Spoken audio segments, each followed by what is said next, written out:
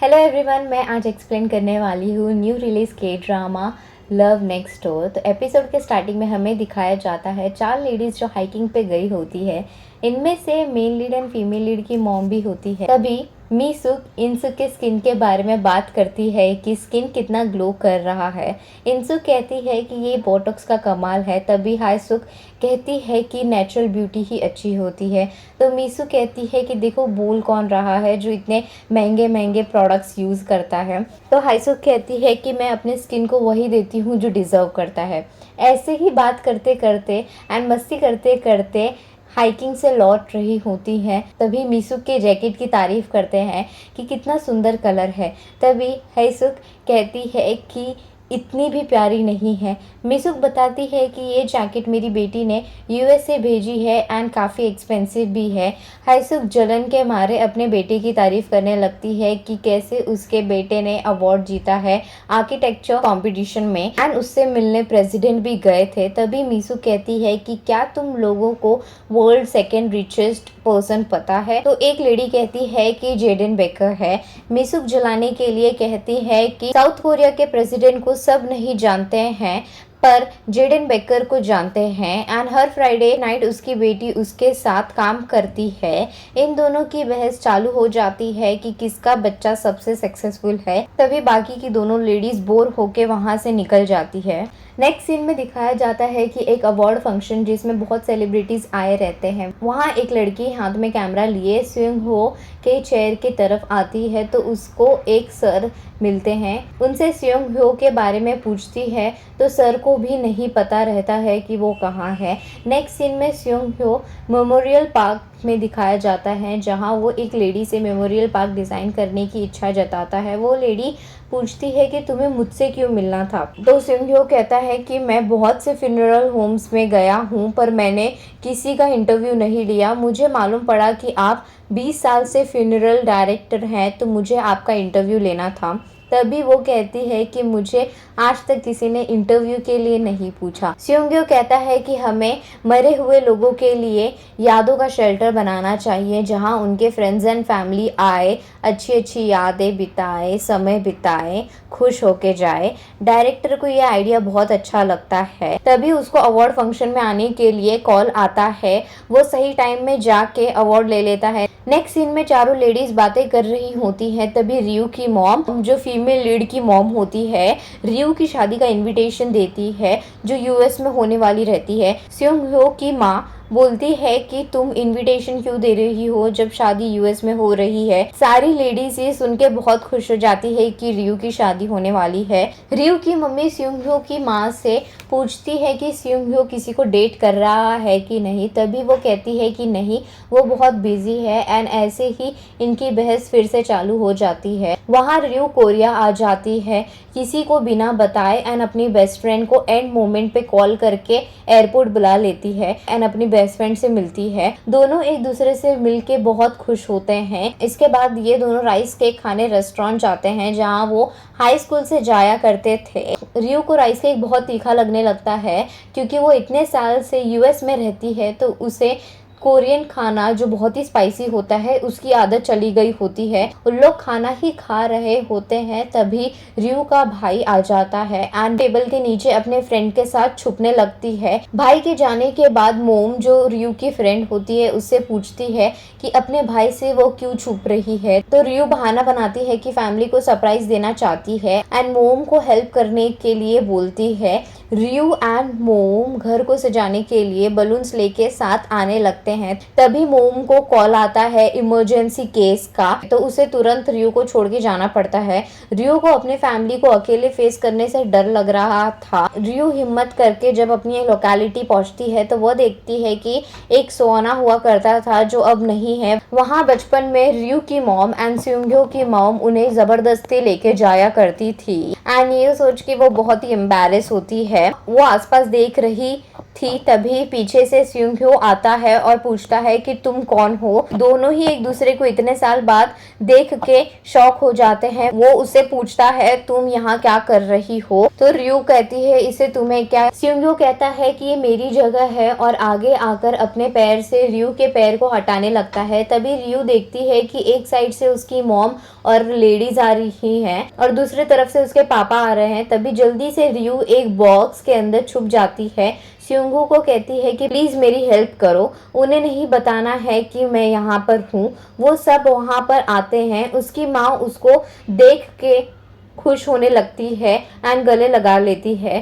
थोड़ी देर बाद सबका ध्यान पिंक सूटकेस जो सड़क के बीचों बीच रखा था उस पे जाता है। स्यूंग्यो से पूछते हैं कि क्या वो ये बैग को जानता है, तो वो साफ साफ इनकार कर देता है। ग्युन शिक जो रियू के फादर होते हैं तभी आ जाते हैं। मीसू पूछती है कि तुम कहाँ पर थे, तो वो कहते हैं कि मैं सब्जी लेने गया था और फिर वो स्यूंग्यो को एक एप्पल हाथ में थमा देते हैं खाने के लिए। मीसू भी स्यूंग्यो से पूछती है कि मैंने जो खाना दिया था वो तुमने खाया, तो वो कहता है कि सॉरी मुझे टाइम नहीं मिला। मीसू कहती है कि हमें ये सूटकेस पुलिस को दे देना चाहिए। तभी रियू बॉक्स के अंदर से इशारा करती है। स्यूंग्यो समझ जाता है एंड तुरंत कहता है कि ये सूटकेस मेरा ही है। ग्युन शिक स्यूंग्यो को बॉक्स हटाने के लिए मदद ऑफर करता है जिसमें रियू छुपी रहती है, पर वो मना कर देता है कि मैं कर लूंगा अकेले, मुझे अभी कुछ काम है। सबके जाने के बाद रियू बॉक्स से बाहर आने लगती है। स्यूंग्यो उसे आने नहीं देता और कहता है कि तुम तो यूएस में थी ना, तो यहाँ क्या कर रही हो, जब तक तुम मुझे बताओगी नहीं तब तक मैं तुम्हें आने नहीं दूंगा। तो रियू कहती है कि मेरे पास और भी तरीके हैं बॉक्स से बाहर आने के। तभी सॉक रियू बॉक्स को तोड़कर बाहर आ जाती है और कहती है कि मैं तुम्हें ऐसे ही तोड़ दूंगी। बाथरूम के बहाने वो उसके ऑफिस में आ जाती है। वो चीजों को बड़े ध्यान से देखने लगती है और छूने भी लगती है। तभी स्यूंग्यो उसे कुछ भी छूने से मना करता है, पर वो फिर भी छूने लगती है। सुक्रियो कहती है कि तुम बहुत ही मतलबी हो। स्यूंग्यो कहता है और तुम बहुत इमेच्योर हो। रियू कहती है बचपन में तुम बहुत प्यारे थे पर अब नहीं। स्यूंग्यो कहता है तुम ना ही बचपन में प्यारी थी ना ही अब हो। रियू उसको पंच करने लगती है। ये देख के स्यूंग्यो कहता है अगर तुम्हारा ऐसा ही बिहेवियर रहा तो तुम्हारे पति का क्या होगा। रियू कहती है कि क्या बोला। स्यूंग्यो कहता है कि मुझे तुम्हारी मॉम ने शादी का इनविटेशन दिया है पर मैं बिजी हूँ तो शायद मैं नहीं आ पाऊंगा। उसके बाद वो ऑफिस देख रही होती है। तभी उसके पैर पर एक वायर आ जाता है। तभी एक कबर्ड उस पे गिरने लगता है, लेकिन स्यूंग्यो उस कबर्ड को पकड़ लेता है। पर उस कबर्ड में एक बहुत ही महंगी मूर्ति रहती है जो स्यूंग्यो के पीठ पे गिर जाती है एंड उसे बहुत कसके लग जाता है। रियू कहती है कि क्या तुम ठीक हो, और वो उसकी पीठ चेक करने लग जाती है। वहाँ उसे एक निशान दिखता है। उसे देखकर उसे पास्ट की याद आ जाती है जब बचपन में कुछ बच्चे स्यूंग्यो को बुली करते थे एंड रियू उसे बचाने आती है, पर गलती से रियू स्यूंग्यो को धक्का दे देती है बचाते समय और स्यूंग्यो तारों पे गिर जाता है एंड उसे चोट लग जाती है। रियू कहती है ये निशान तुम्हें अब भी है। स्यूंग्यो कहता है ये निशान तुम्हारे वजह से ही है और उसे जाने के लिए कहता है। रियू कहती है मुझे भी कोई शौक नहीं है तुम्हारे साथ रहने का। स्यूंग्यो कहता है कि ये मूर्ति 17 मिलियन वॉन का है। ये सुनते ही रियू पलट के मूर्ति को साफ करने लगती है और अच्छे से रख देती है। दूसरी जगह मोम एक घायल इंसान को रेस्क्यू करने जाती है जो शराब पीकर बहुत घायल हो गया है। उसकी कंडीशन देखकर वो समझ जाती है कि इसे डायबिटीज है। वो चेक करने की कोशिश करती है पर वो शराबी उस पे ही चिल्लाने लगता है। फिर भी मोम उसे हॉस्पिटल जाने के लिए कहती है, पर वो बोतल तोड़ के डराने की कोशिश करता है। तभी डानहो आता है जो सेकेंड मेन लीड है। वो शराबी से लड़ने जाता है पर खुद ही फिसल कर गिर जाता है। वो शराबी के अटैक करने से पहले ही मोम एक किक मार के वो शराबी और उसके बोतल को नीचे गिरा देती है और उसे प्यार से कहती है हॉस्पिटल चलने, और शराबी भी डर के मान जाता है। दानो को भी चोट लगी थी तो वो भी हॉस्पिटल चला जाता है। रियू स्यूंग्यो के साथ में घर जा रही थी क्योंकि उनका घर आमने सामने था। रियू एक डिलीवरी बॉय को देख के कहती है कि क्या वो बंदा मुझे अपना हेलमेट देगा। स्यूंग्यो कहता है कि तुम्हें हेलमेट की क्या जरूरत है, पर रियू को पता था कि आज उसकी शामत आने वाली है। तभी वो अपने बैग से सारे कपड़े निकाल के पहनने लगती है। अगर उसकी पिटाई भी हो तो उसे कम चोट लगेगी। स्योंग उसका पूरा रास्ता मजाक बनाते हुए आता है। स्योंग अपने घर जाने ही लगता है, तभी रयू कहती है मुझे एक पंच मारो ताकि उसे मालूम पड़े कि इतने सारे लेयर्स पहनने के बाद उसे दर्द होगा या नहीं। स्योंग मना कर देता है। रयू कहती है कि आज वो बहुत बड़े खतरे में है, क्या तुम मेरे साथ रात को रुकोगे? स्योंग उसे दूर जाके पूछता है ऐसा क्या किया है तुमने? रयू कहती है कि मैं मम्मी को अकेले फेस नहीं कर सकती। स्योंग वापिस से पूछता है कि आखिर ऐसा क्या किया है तुमने जो इतना डर रही हो? रयू कहती है कि मैंने शादी कैंसिल कर दी। स्योंग उसे थोड़ा जोर से कहने के लिए कहता है मैंने शादी कैंसिल कर दी है। स्योंग कहता है कि पीछे तेरी मॉम खड़ी है। रयू को ये मजाक लगता है, पर जैसे ही वो पीछे देखती है तो सच में उसकी मॉम खड़ी रहती है। उसके डैड एंड स्योंग की मॉम भी रहती है। रयू कवर अप करने की कोशिश करती है, कहती है कि मैंने शादी कैंसिल कर दी है। उसकी मॉम गुस्से में उसकी पिटाई करने के लिए पीछे पड़ जाती है। 1 महीने पहले तुम शादी कैसे कैंसिल कर सकती हो? रयू स्योंग के पीछे छुप जाती है और बेचारा स्योंग मार खाने लग जाता है। रयू की मॉम शादी कैंसिल करने का रीजन पूछती है कि क्या उसने शादी करने से मना कर दिया या चीट कर दिया या कुछ भी किया है, मुझे बताओ, मैं उससे बात करूंगी। रयू कहती है कि उसकी गलती नहीं है, गलती मेरी है। सब हैरान होते हैं, स्योंग भी हैरान हो जाता है। मॉम फिर से मारने लगती है और बेचारा स्योंग फिर से मार खाने लग जाता है।